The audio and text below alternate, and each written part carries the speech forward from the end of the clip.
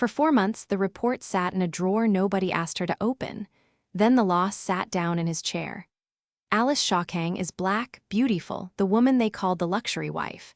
She sat one chair back from the table while the men ran the numbers. A slim leather portfolio closed on her lap. Nobody asked her to open it. Her husband is Kang the Snow Wolf. 25 years old, feared in 3 districts, a black serpent inked down the right side of his neck. He had broken men without blinking. He had signed away buildings over breakfast. Now he stood at the head of the table, and his hand was not quite steady. $18.7 million. 3 creditors. Less than 48 hours. These men don't take goodwill, they take fingers. The director of finance smiled and called it the market. He had a voice like warm oil. Then Alice opened the portfolio, one soft snap of leather, and every man in the room turned. She slid the first page to the center of the table. The money hadn't been lost. The money had walked out, through doors built to look like the market and weren't. She had flagged it in February. The note came back. Let the men handle the numbers. But what she was willing to give up to save the man who never listened. Before starting the story, comment down below where you are watching from and what time it is there. If stories of karma, love, and hidden truths move you, leave a like, be sure to subscribe to the channel, and click join to become a member and help our channel. The reports had been in the drawer for 4 months. Alice Shawkang knew the exact date she'd printed them, because that was the day Jaiti had called her work a hobby in front of 3 vice presidents and laughed. Now, those same vice presidents sat around the long glass table on the 40th floor of Kang Holdings, and none of them were laughing. She sat where she always sat, to his left. One chair back from the table's edge, the place reserved for wives who came for the catering and left before the numbers. Her slim leather portfolio rested closed on her lap. Nobody asked her to open it. Jaiti stood at the head of the table. The Snow Wolf. 25 years old and feared in 3 districts, the serpent inked black down the right side of his neck, head resting under his jaw like it was listening. He hadn't sat down once in 20 minutes. Run it again, he said. Han Seok-min adjusted his glasses. The director of finance had a voice like warm oil. There's nothing to run again, sir. The position is the position. Then say the position. Seok-min folded his hands. The gold cufflinks caught the light. $18.7 million, due to 3 creditors. The earliest tranche calls in less than 48 hours. Someone exhaled. A man at the far end loosened his tie. Jaiti didn't move. Alice watched the muscle in his jaw lock, then release. She had seen him order a man's hand broken without blinking. She had seen him sign away a building over breakfast. She had never seen this. His hand rested flat on the table, and the fingers were not quite steady. For the first time since she'd married him, the Snow Wolf looked like prey. How, he said, market exposure, a leveraged position that turned. Seok-min spread his palms, sorrowful, smooth. These things happen to the best houses, sir. We'll restructure. We'll.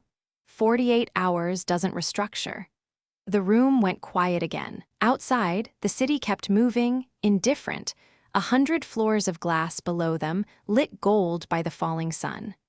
Alice looked at the men around the table. Lawyers who billed more in an hour than her mother had made in a week. Advisors in suits cut to hide the softness underneath. Every one of them had nodded along for years while she sat one chair back and said nothing, because the one time she'd spoken, Jaiti had called it a hobby. Her thumb moved over the edge of the portfolio. We bring in outside counsel, Seok-min was saying. We open negotiations. We buy time with goodwill. Goodwill. Jaiti's voice cut flat. These men don't take goodwill, they take fingers. A young advisor flinched. Alice opened the portfolio. It was a small sound. The soft snap of leather, but it carried across the glass like a struck match. Heads turned. Seok-min turned last and slowest, and when he saw what she held, something behind his calm face shifted for half a second and then smoothed over. This is a board matter, Mrs. Kang, he said gently. Perhaps you'd be more comfortable. Sit down, Seok-min. It was Jaiti who said it.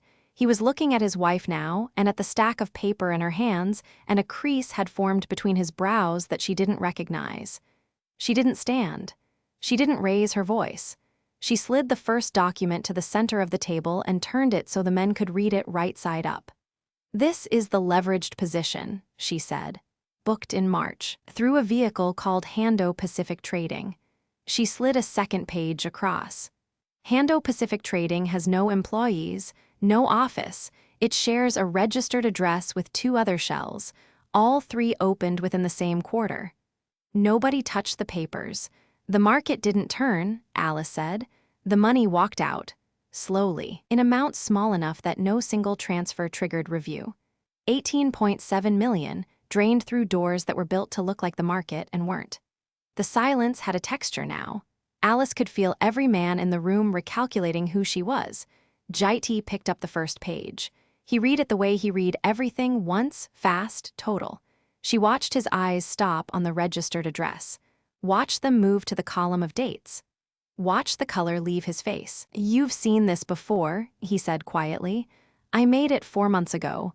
Her voice didn't shake. She had practiced not shaking for years. "I flagged the structure. I sent it to your office in February. It came back with a note." She paused. The note said, "Let the men handle the numbers." A vice president looked at the table. Another looked at the ceiling. Jaiti set the page down very carefully as though it might cut him. "I insisted," Alice said. "You only listened when the loss sat down in your chair." Siakmin cleared his throat. "With respect, this is an alarming theory from someone with no formal, it's not a theory." Alice slid the last document across.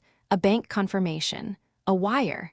A signature line. "It's a paper trail, and somebody inside this building made sure nobody followed it." The director's smile held. Only his eyes betrayed him, flicking once toward the door. Jaiti saw it too. For a long moment, nobody breathed. Then the snow wolf turned away from his board, away from the men who had nodded for years, and looked at the only person in the room who had brought him the truth 1 chair back from the table. 47 hours, he said. "Tell me what we do." And Alice Shawkang closed the portfolio in her lap and stood.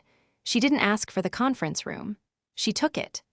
By the time the senior staff filed back in, Alice had 3 banks on speaker and a legal pad already half filled. Jaiti sat at the far end of the table, where the chairman sits. For the first time in their marriage, he wasn't the one talking. "Freeze the equipment leases," she said into the phone.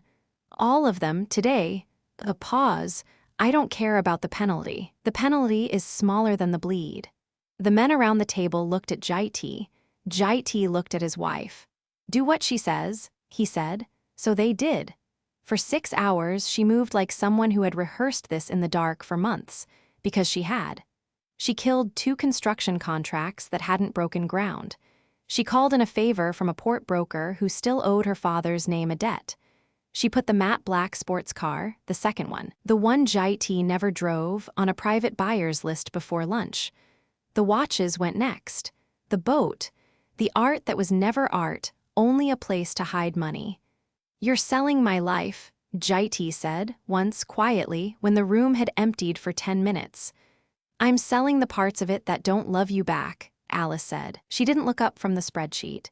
He watched her hands. They didn't shake. His did. The money had a shape, and the shape was wrong. She had seen it for months. Transfers that left on Fridays and came back smaller on Mondays. Vendor names that were just other vendor names wearing a coat. She'd flagged it twice. The first time, she was told the numbers were handled. The second time, she was told to enjoy the house. Now she laid the trail across the glass table, page by page, until the pattern stood up and walked. 18 shell companies, she said, funneling into one account. One signature clears every one of them. Jaiti leaned over the pages. "Whose?" She tapped a name, Hansi Achman.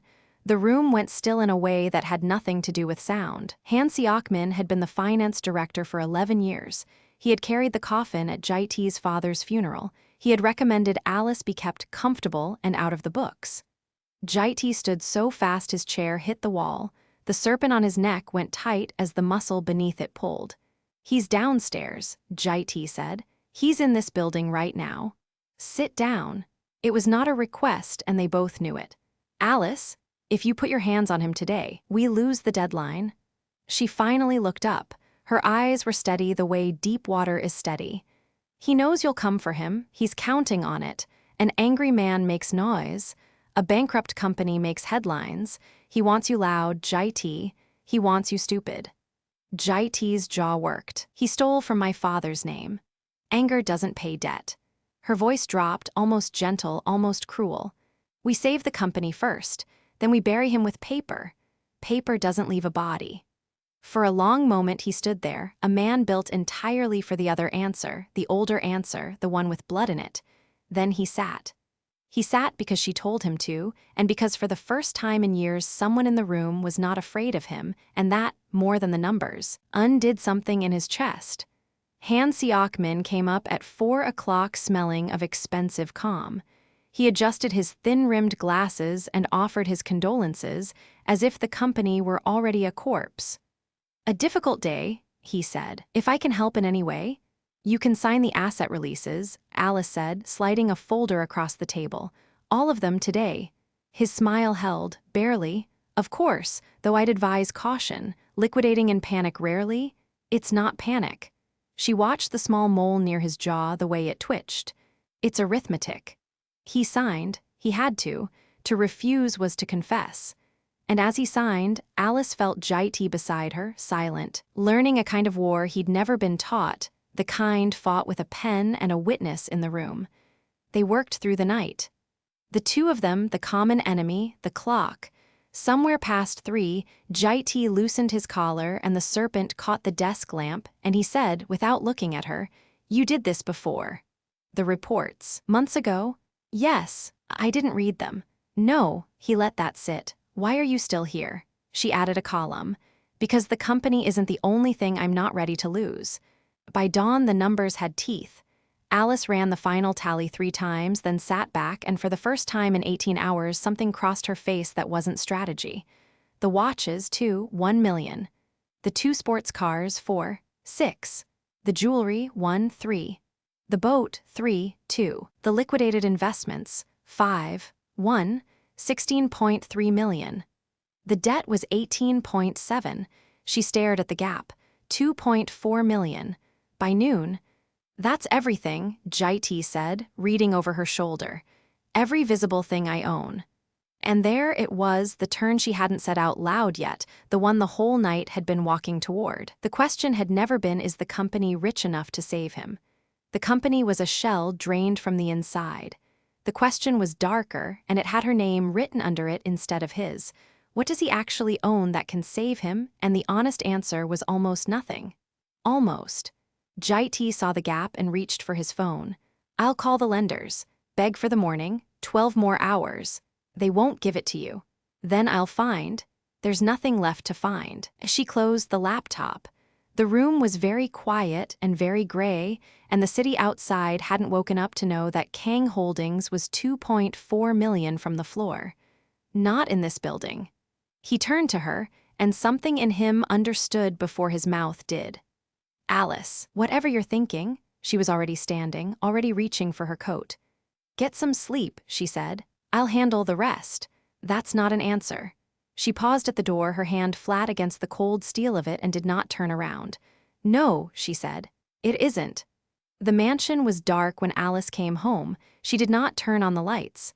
She walked the hallway by memory, past the study where Jai-T slept with his head on the desk, and she did not wake him. 2.4 million.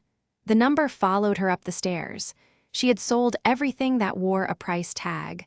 The watches, the cars, the boat sitting in a marina he'd visited twice. 5 million in investments liquidated before lunch, at a loss she'd swallowed without blinking. And still the column wouldn't close. In their bedroom, she knelt at the foot of the wardrobe. There was a panel there, low against the floor, that looked like trim and wasn't. She pressed it. It clicked. Behind it, a drawer she had built herself the year they married, when she still believed some things should be hers alone. Inside the drawer, a box, old blue velvet, worn pale at the corners. She lifted it out with both hands, the way you lift something that might still be breathing. She didn't open it right away. She sat on the floor with her back against the bed and held it in her lap, and the house made its small night sounds around her. When she opened it, the ring caught what little light there was. A pink diamond, natural, rare enough that the word rare didn't cover it. White diamonds ringed it. Gold and platinum held it. Her mother had worn it for 41 years on a hand that scrubbed other people's floors. Sell everything before you sell who you are. Her mother had said that the week she died. Hospital bed, oxygen tube, that voice gone to gravel. Alice had been 24 and broke and proud, and her mother had pressed this box into her palm and made her promise. She'd kept the promise for 7 years. Alice closed the box. She held it against her chest and breathed. Downstairs a clock chimed. She counted. 11, 13 hours until noon. She made the call standing at the bedroom window, her voice low so it wouldn't carry. Elinor Voss answered on the second ring, awake at that hour the way old jewelers are always half awake. "It's been a long time, Mrs. Kang. I need an appraisal tonight." A pause, the sound of glasses being put on. "Bring it to the shop, I'll open." The jewelry house sat dark on a side street, its windows steel-shuttered. Elinor met her at a service door, silver hair down, cardigan thrown over a nightgown. She didn't ask questions. She'd learned long ago that the people who came at midnight had already answered them. She set a black velvet pad on the counter. Alice put the box down. Elinor opened it. For a moment, she didn't move. Then she took the loop from the chain at her chest and bent close, and the silence in the shop went very deep. "Where did your mother get this?" Elinor said. It wasn't really a question. "She never told me." Elinor turned the ring under the light. Her hands were old and steady. "Natural pink, no treatment. I've appraised 3 of these in 40 years. She set the loop down. 2 of them were in museums. Alice said nothing, her thumb pressed white against the counter's edge. "Auction would give you the most," Elinor said, "but auction takes months. I don't have months, I have hours." Elinor looked at her then, really looked over the half-moon glasses. Whatever she saw made her voice gentle. "Private sale. Tonight, tomorrow morning at the latest. I know a buyer who keeps cash for exactly this." She paused. 2.5, maybe 3 if he wants it badly, and he will want it badly. 2.5, the number she needed plus the room to breathe. Alice felt something close in her throat, and she swallowed it down hard, the way she'd swallowed everything that day. "Do it," she said. Elinor didn't reach for the phone right away. She put one careful hand over Alice's. "This isn't a watch, child, you understand that. A man can buy back a watch. This," she didn't finish. "I understand it better than anyone. He's asleep, isn't he? Your husband, he doesn't know you're here." Alice's jaw tightened. "He's never known where I am. That's the whole marriage." Elinor held her eyes a moment longer. Then she nodded once and picked up the phone and stepped into the back to make the call where Alice couldn't hear the price being haggled over her mother's hand. Alice stayed at the counter. She opened the box one more time. She slid the ring onto her own finger, where it had never been allowed to sit, because she told herself she didn't deserve it until she'd earned it. It fit. Of course it fit. They had the same hands, she and her mother. The same long fingers, the same callus at the base of the thumb from carrying other people's burdens. She wore it for 30 seconds. That was all she let herself have. Then she took it off and put it back in the blue velvet and closed the lid. And her hands were shaking now in a way they hadn't shaken all day. Not when she fired the lawyers, not when she canceled the contracts, not when she dumped $5 million into a falling market to keep a company alive that had never once asked her opinion. This was the thing that broke her, not the debt. This, Elinor came back. "He'll meet you in the morning, 8 o'clock. 2.45 firm, he doesn't negotiate twice." She set the phone down. "I'm sorry, Alice. Don't be." Alice picked up the box. "It's just a ring." It was the worst lie she had ever told, and they both knew it, and neither of them said so. She drove home through empty streets with the box on the passenger seat where a person should have been. She did not cry. She had decided, somewhere on the dark highway, that she would not give the debt her tears to. It had taken enough. At the mansion, she slipped back inside. Jaiti still slept at the desk, the man she was about to save, the man who would wake to find a drawer he never knew existed standing open and empty. She set the alarm on her phone for 6. She lay down on top of the covers in her clothes, the box held to her chest, and stared at the ceiling. "Sell everything before you sell who you are." "I'm sorry, Mama." she whispered into the dark. "I have to sell both." Jai woke to a cold half of the bed. His hand found the empty sheet before his eyes opened. He sat up. The closet door stood open. The hidden drawer in the dressing room hung an inch out, the way Alice never left anything. He crossed the room barefoot. The blue velvet box was there, on the dresser. Open, empty. He stood looking at the hollow where the ring had been. The silk lining held the ghost of a shape. He pressed 2 fingers into it. Downstairs, the security room was dark. He pulled up the night feed and scrubbed back. 5:40 in the morning. Alice at the front gate, coat over her shoulders, the slim leather portfolio under her arm. A second figure beside her. Silver hair, low bun, a beaded chain catching the porch light. Elinor Voss. Jai's jaw tightened. The appraiser. The old woman who had handled his family's stones for 30 years. He didn't think about the ring. He thought about the debt, the men he owed, the kind of men who took payment in people. She'd gone out before dawn with a fortune in her pocket and no one watching her. He dressed in 90 seconds. The serpent on his neck moved as he pulled the collar open. He took the car himself. He followed the address Elinor's office had texted his head of security twice that month. A discreet jeweler off the financial district, brass plate, no window display. He parked across the street and went in through the service entrance the way he entered everywhere. A young clerk started to speak. Jai lifted one hand. The clerk stopped. There was a private viewing room at the back. Frosted glass on the upper half, a smoked divider panel beside the door for clients who valued discretion. Jai stepped behind it. Through the dark glass, the room was a soft amber blur of 2 seated figures and one standing. He could see Alice's back, the set of her shoulders. The jet-black hair she'd straightened before the rest of the house was awake. Across the table sat a lean man in dark navy. Gray-brown hair combed flat, glasses, a leather case open beside a felt tray. Mr. Whitfield slid a loop back into its sleeve. Elinor sat to the side, hands folded, watching Alice and not the stone. On the tray under the lamp, the pink diamond burned. Jai had seen that ring once. On their wedding night, when Alice told him whose it had been and how her mother had worn it through 2 cancers and a foreclosure and never once sold it. Venditudo antis de vender quem vocare e acute. Sell everything before you sell who you are. He understood then what he was watching. Not luxury. Not a woman cashing out a husband's collapse. The widow's daughter selling her dead mother's hands. 2.45 million, Whitfield said. His voice came through the glass thin and even. The sale is final. There are no buybacks, no consignment. Once it leaves this room, it is mine to place. Do you understand? Alice's hands were flat on the table. Jai watched her right thumb move to her ring finger, to the bare skin where she'd worn her mother's stone for 9 years and find nothing there. I understand, she said. Her voice didn't break. That was the part that broke him. Whitfield turned the contract. Alice signed. One line, slow, the pen pressing hard enough to score the page. Elinor reached across and laid 2 fingers on her wrist, not stopping her. Only there. Then Alice folded forward an inch over the table and put one hand over her mouth, and her shoulders shook once, twice, in absolute silence. No sound reached the glass.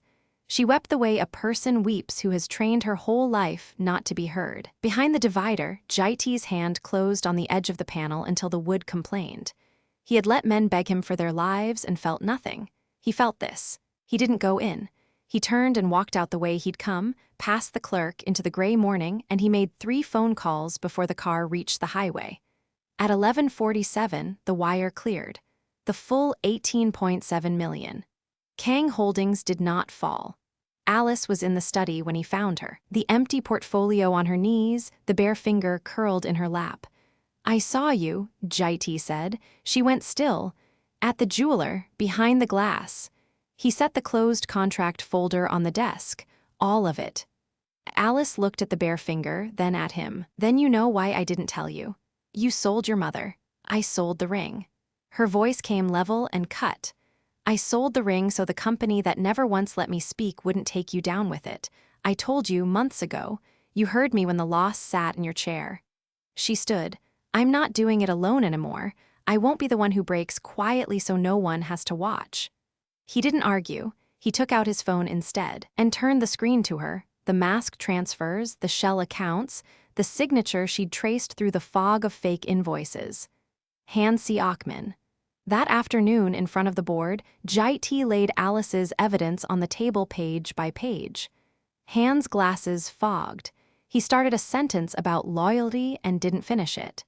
Two men walked him out a side door. No blood, no noise. The serpent at Jai-T's throat never moved. Then Jai-T stood at the head of the room. "This company was saved," he said, "by the woman every one of you called the luxury wife." He looked at Alice. "Alice Shaw Kang, your new chief financial officer." It took him 11 days to find Whitfield's broker and a number that made the buyback worth more than the sale. The ring came home in the same blue box. He gave it back in the garden on one knee, the way he should have asked the first time. Weeks later, Alice walked into the building in a white suit, jet black hair flawless, her mother's pink diamond on her finger, the financial folder in her hand. The plaque on the door read, "Alice Shaw Kang, Chief Financial Officer." She'd sold who she was to save a man who hadn't listened. He spent the rest of his life learning how to listen and how to buy back everything except the silence he'd let her cry in alone. If you want to watch all the stories without any ads and also get access to bonus scenes, extended epilogues, and exclusive spicy chapters, head over to our Patreon. Scan the QR code on the screen. The link is in the description or in the pinned comment. See you there. If this story moved you, stop for a moment and reflect. Have you ever warned the people you loved about a danger they refused to hear, and stayed one chair back in silence until the loss finally landed in their lap? Have you ever given up the one thing that held your past, your mother's hands, your name, to save someone who never once let you speak? And when the truth finally came out, did they learn how to listen or only how to say sorry? Tell us your experiences and feelings in the comments. We read them all. And if you believe in stories about sacrifice, dignity, and being finally heard, leave a like, be sure to subscribe to the channel, and click join to become a part of our community and help the channel.